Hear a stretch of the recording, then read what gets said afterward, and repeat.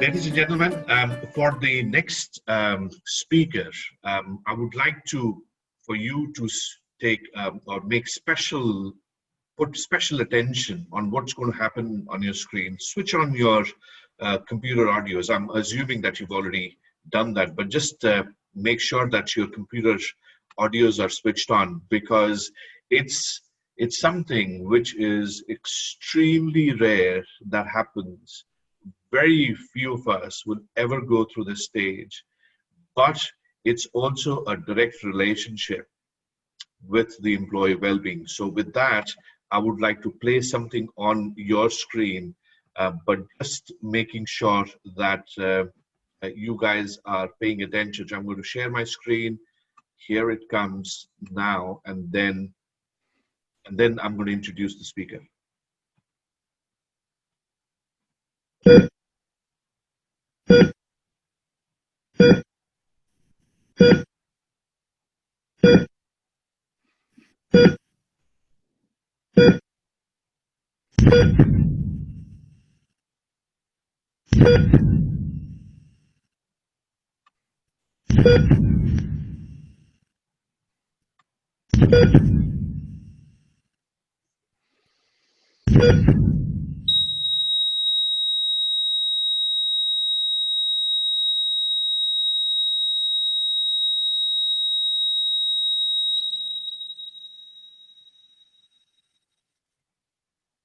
So this is something I don't want to talk about. I'll let the speaker talk about the sound that you just heard on the audio of the computer now. So let me welcome Craig Horton to tell his very tragic and yet a very rebounding, very inspirational story.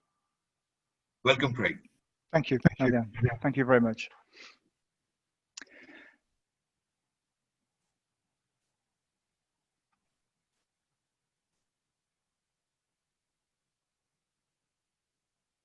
So cardiovascular diseases are the #1 cause of death globally. In fact, more people die from cardiovascular diseases, heart attack or strokes, than any other cause on the planet. And according to the World Health Organization, in 2016, that accounted for just under 18 million deaths. 18 million deaths. That's 31% of all global deaths. And of those, 85% are either a heart attack or strokes.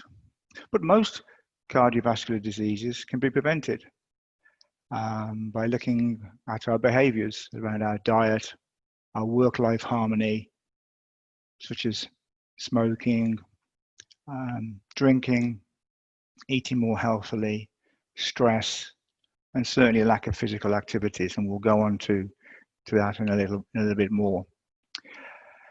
But as you just heard, I was close to becoming one of those statistics in 2014. In fact, depending where you are in the world, between 1% and 8% of people have a sudden cardiac arrest, only survive. But miraculously, I was saved by, as I call them, my 2 guardian angels, who were out walking on the Sunday, 26th of October 2014, who actually saw me lying on the ground, people walking by, in fact, people walking over me, and they thought, this person is not moving. Very luckily for me, they did something about it. And for the next 25 minutes, while they called for the ambulance to arrive, they administered CPR. And luckily for me, the close by AED, which is an automated and external defibrillator, was working. And after 2 times of bringing me back to life, thankfully the ambulance came, and the rest, as they say, is history. So yes, even though it's 6 years after that event, it's still very real in my life. So hi, my name is Craig Horton. And I'm very humbled and proud to be here today to talk about, as I call it, my reborn to live, or to die another day. And as you just heard, when you have that realization of what happened, and by the way, I've come to realize it was probably the best thing that ever happened to me. One goes with some optimism and some positivity and gratitude, and that's my mission now, is to spread more of positivity, optimism, and gratitude around our world. So since that near fatal event, I wrote a book called Die Another Day, with all proceeds going to the Philips Foundation. Why Philips? Because the AED was a Philips device. And in my professional career, I've had a very long-standing history with Philips. And when we talk about purpose and our cause and our belief, I believe that it's a very, well, as I say in other podcasts, Philips saved my life.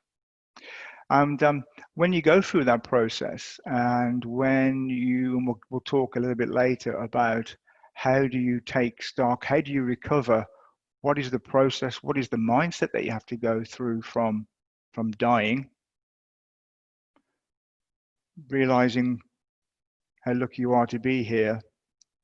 More importantly, what is the mindset that you need to go through to change? What do you have to do to face up to the brutal reality of the current reality, which the fact that I was very unhealthy? And then how do you then, as you'll see on this last point here, how then do you then take on a challenge of the Everest of running, which is the Marathon Des Sables?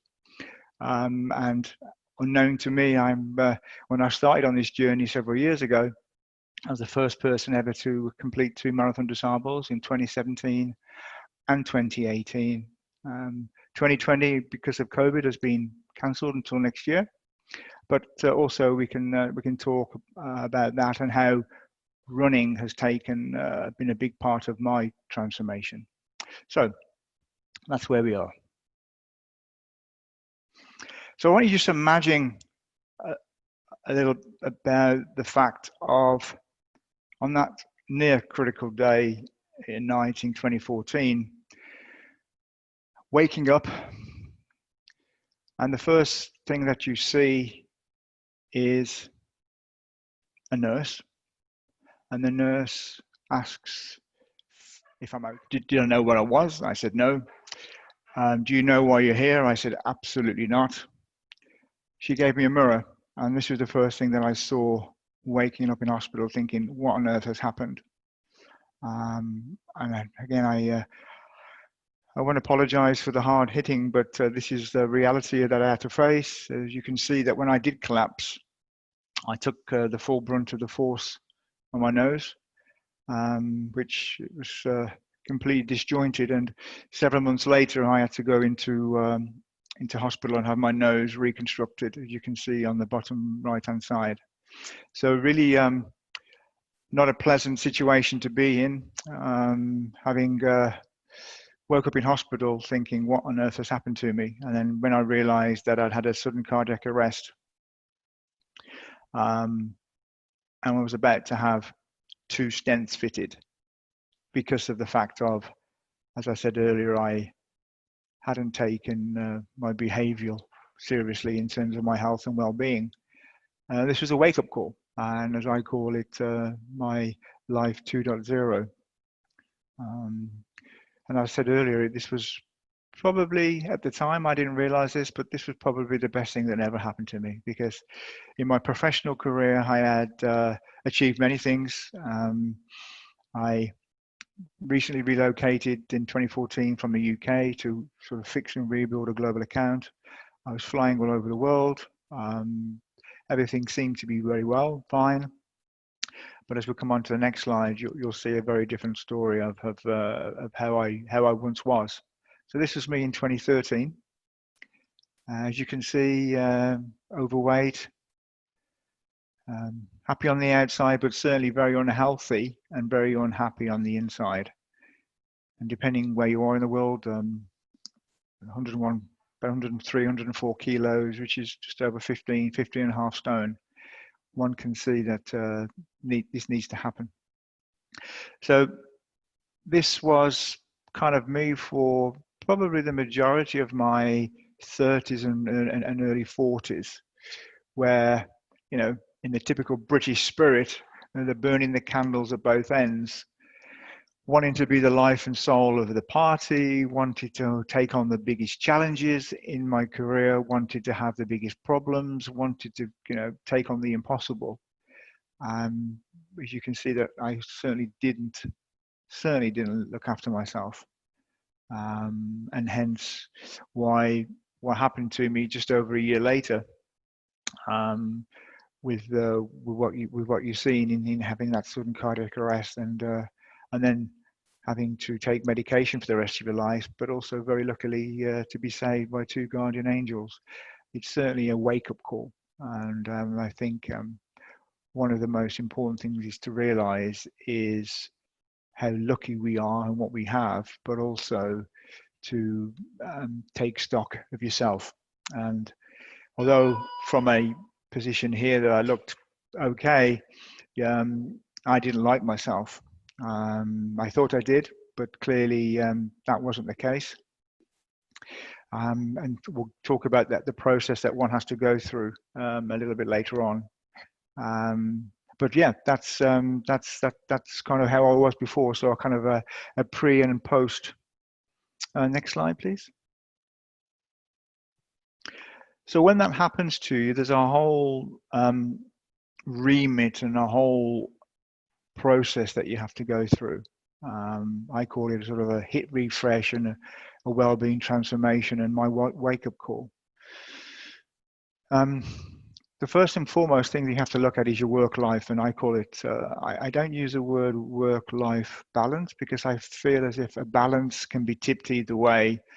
And personally, it's okay to have more family time or friends time or personal time one week or one day than work. So I call it a harmony. And it's very important to work on that, as I call it, work-life harmony.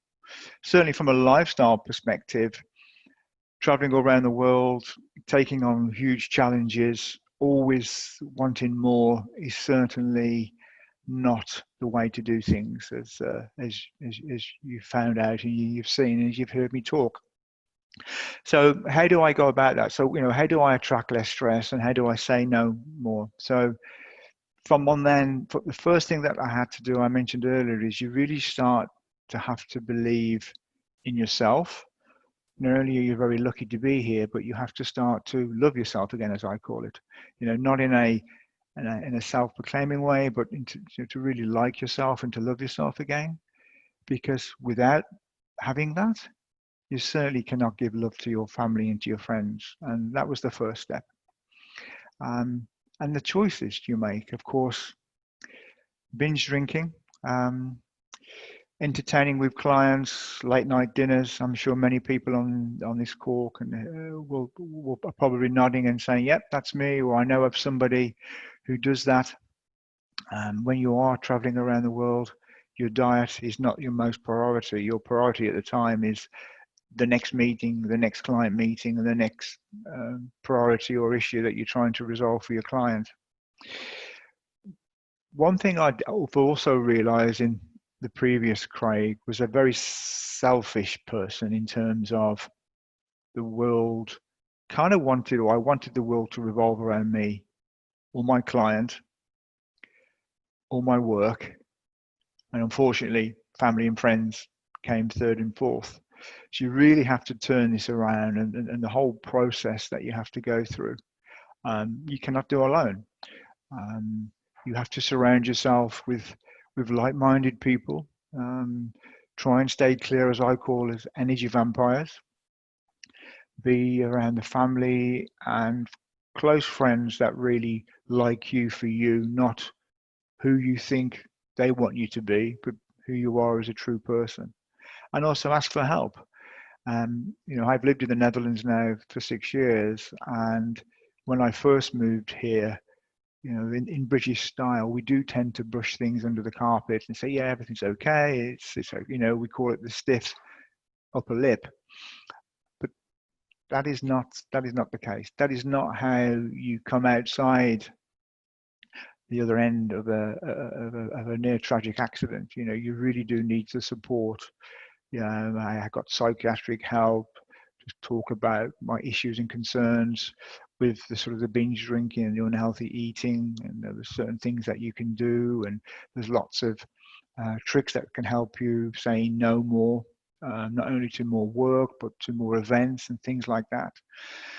And once you have going through this process, so you've gone through the process of the reality that you are in, how lucky you are to be here, and this is your second chance. You need to commit to yourself that you need to change. And I mentioned earlier that, you know, I liked and I love running. My commitment was to set, as I call it, these audacious goals. And with the help of others, and I have a running coach, Rory Coleman, we put together a plan that also was a plan to help me get through my first Marathon Des Sables, but it also was very close to my personal life in terms of how I present and how I prepare things at work. So you think about the end game, you think about what's your North Star, as I call it, and then what do I have to do? What is the process? What is the daily process that I need to do to enable me to get to that North Star or to your ambition or to your goal? And you need to commit to that. And one thing that I found is sharing that with friends and others and being more public on social media. So I love to write. I like to put articles about health and well-being and share, and please look me up if you feel as if you want to continue that, that's great. And also coming on to paying it forward, which is all part of the, you know, writing the book, trying to spread the word that, you know, face up to the reality. You know, if yourself, someone you know, friends or family, think they're invincible, we know that they're not, you know. So if you want to reach out to me afterwards, I'm more than happy to help. You know, you may not be you, but it may be some friends or family friends that you know who you think, they probably are pushing or burning the candle, as we call it, at both ends. They need to sort of take a look at their life and their priorities. And last but not least, you know, carpe diem and the attitude of gratitude. So the, you know, seize in the day and seize in the moment. For me, you know, the attitude of gratitude really is to live each day as if it's your first. And I say thank you hundreds of times a day, religiously, for everything that I have, or for everything that I'm able to do, to be here. And as part of you know, this process, I've been asked to talk today and other webinars, you know, the hope is that, you know, maybe we can have one positive impact, you know, maybe one person. And for me, that's that is I think needed in this world, because I think you know, it's all about sending people home and feeling valued and feeling content with them, with their lives. So happy to take some questions if there's any questions. Do we need to look in the chat, everyone?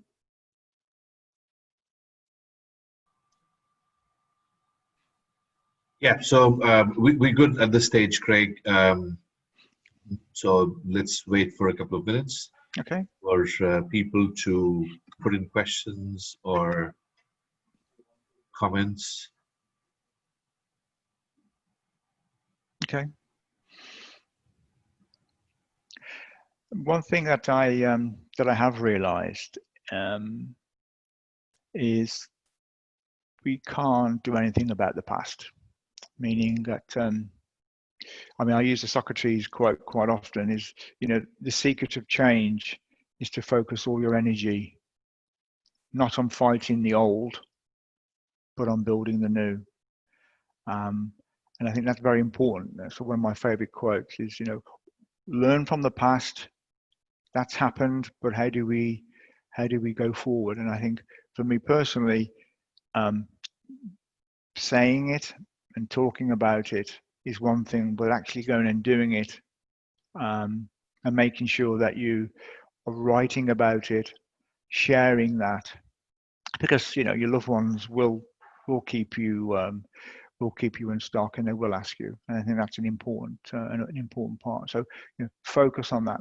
And also, what I've also realised is to focus your efforts. And I say, how do I attract less stress and say no more? I've also come to realise that there are things that we can control and things that we can't control. So things that we absolutely can control are our thoughts, because our thoughts become things, or the effort. We can control our attitude, and then we can control our actions. You must let the others go. Yeah. So what can you control? What's in your sphere of control? So your thoughts become things, or your effort, and your attitude towards life is you can control, and your actions outside of that. So that's another important part. And also a mindset. Throughout this process, my appetite for reading is quite ferocious. I probably read 2 to 3 books a month at any one time, and one that comes to mind and relative for today is by Carol Dweck, and Mindset, which is really having a mindset of a growth mindset, understanding of, okay, I've not done this before. What do I need to do to get to my North Star, to get to my goal? Who do I need to help me achieve that? How can I achieve this? How do I mitigate the risk to do that? And that's comes with what we call a growth mindset. And I think if you are constantly thinking positive thoughts with hope and optimism is the belief that something good will happen, you then start to build the resiliency. Resiliency is the ability to take this, because life does deal you different cards at different times, and cards that we do want and cards that we don't want. And when you're going through this mindset change, you do become very resilient. And certainly what I found in my Marathon Des Sables training is the daily process of training and running sort of 6 or 7 days a week is that you do create this sort of superpower, as I call it, as a bulletproof cape. Oh, this is a slide. So this is just a snapshot of many slides that I can share, but this is Marathon Des Sables 2017. So in 2017, was probably, I think, it's 34 years, it's one of the hottest ever. So average temperatures were around 50 degrees centigrade, and on day 3 it got to 63 degrees, which in old money is 143 Fahrenheit. So for those that don't know, the Marathon Des Sables, according to the Discovery Channel, is the world's hardest foot race. It's 250 kilometers, self-sufficient, over 6 days of running. And you are running in the Moroccan Sahara. You are rationed with the water. You are given between 6 and 15 liters of water a day. At each checkpoint, you haven't got to carry 15 liters with you. Calories as well. You have to carry all your food. You have to carry all your running equipment, the sleeping bag. And of course, you have approximately a marathon a day. But day 4, and the world famous Marathon Des Sables is famous for day 4. Day 4 is a long day, which can be anything from 86 to 101 kilometers. So it's kind of a double marathon. So if you think that the previous 3 days you've done back-to-back marathons, you go into day 4 with 2 to do. Luckily, you get a day off on a day 5, which is good. And yet, it's absolutely very, very hard, very, very tough. But the process leading up to this, and you hear lots of people say, it's the journey, it's the destination. Absolutely. Day after day, going out. I mean, the Marathon Des Sables starts usually in April, but obviously for COVID, it was postponed and it's been cancelled for next year now. So the majority of the training is through, the last part of autumn and the winter, and getting up each day in the wind and the rain and sometimes some snow creates this cool bulletproof shield around you.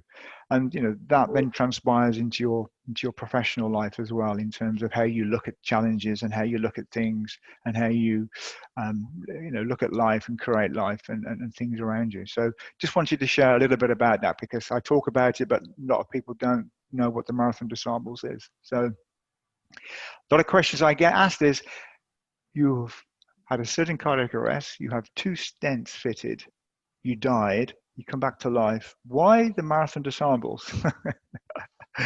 So yes, I do like world-class challenges, and as I said earlier, it is the Everest of running.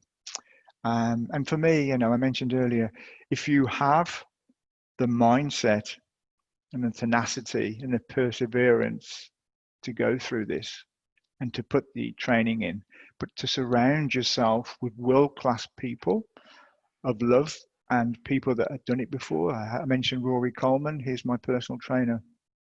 Then you'll be surprised in what you can achieve. I think also another quote that comes to life is, what the mind and body will can achieve what the mind can conceive. So that's it for me. I think that's. If you have some more questions. Yeah, so Craig, I have one question, and this is something that we did talk about, a couple of times in the past. I'm just going to pick on the third point, which is finding support and asking for help. Mm-hmm. Typically what you've gone through, a lot of people would like to sort of speak with you, connect with you, and mm-hmm. have a conversation. Yeah. Not all of them are necessarily empathetic. A lot of them could be sympathetic. A lot of them could be curiosity. Mm-hmm. And there must come a point in time where you may need to see which is a genuine one and which is just for the sake of curiosity. Mm-hmm. So how do you kind of balance those? How do you sort of figure out what is being genuine versus what is being just being asked for the sake of it? When people ask me for some advice? Yes. Yeah. Well, I always ask the question is it for you or is it for somebody you know? And usually it's usually for them personally. Because I think so for instance, if you want to take on an event as the Marathon Des Sables, of course, it's pretty, I understand it's a pretty severe challenge to take on.